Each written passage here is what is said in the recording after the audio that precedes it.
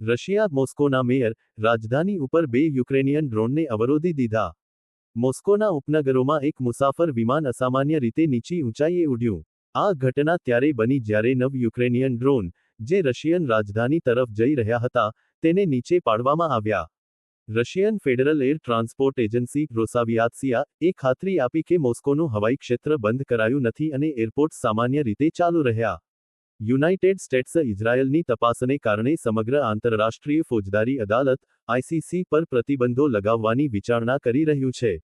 ઇટલીમાં હિંસક ઘટના ફાટી નીકળી જ્યારે પ્રધાનમંત્રી મેલોનીએ પેલેસ્ટાઇનને માન્યતા આપવાનો ઇનકાર કર્યો. મિલાન, જીનોવા અને લિવોર્નોમાં વિરોધ પ્રદર્શન થયા જેમાં પોલીસ દ્વારા ભીડને છૂટા પાડવાની કાર્યવાહી અને રસ્તાઓ અવરોધવાની ઘટનાઓ પણ થઈ. જે લોકો આજે બગરામની વાત કરે છે, તેઓ કદાચ ભૂલી ગયા છે કે શહીદોના લોહી અને દેશનિકાલના દુઃખ પાછળ કેટલા બલિદાનો છે. જો ઇસ્લામિક અમીરાતને પોતાની જમીન વેચવી હોત, તો આવો નિર્ણય 20 વર્ષ પહેલા જ લેવાઈ ગયો હોત. અમે અમારી રાષ્ટ્રની ગૌરવ, બલિદાનો અને આત્મઘનશ્યામભાઈ અધિકારને કોઈ બાહ્ય સોદાનો ભોગ બનવા દઈશું નહીં. અફઘાન વિદેશ મંત્રી અમીર ખાન મુત્તકી. હમાસના આરોગ્ય મંત્રાલયનો દાવો, 24 કલાકમાં ઇઝરાયેલી હુમલામાં 61 લોકોના મોત.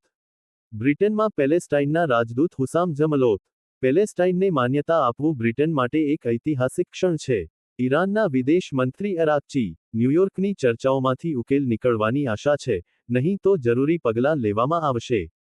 ઈરાને પરમાણુ કરારમાં નક્કી કરેલી મર્યાદાથી વધુ યુરેનિયમ સમૃદ્ધ કર્યું છે.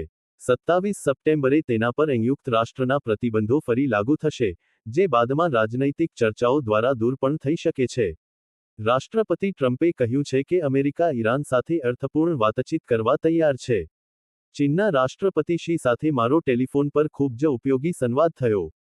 અમે વેપાર, ફેન્ટાનાઇલ, રશિયા યુક્રેન વચ્ચેના યુદ્ધનો અંત અને ટિકટોક કરારની મંજૂરી સહિત અનેક અત્યંત મહત્વના મુદ્દાઓ પર પ્રગતિ હાંસલ કરી છે, રાષ્ટ્રપતિ ટ્રમ્પ. ઇઝરાયેલી વિદેશ મંત્રી ગિડિયોન સાર. અમે ગ્લોબલ સ્ટેન્ડફાસ્ટ ફ્લીટ ને ગાઝા પહોંચવા દેવાના નથી. નિયંત્રણ તોડવામાં ચૂપચાપ નહીં રહીશું.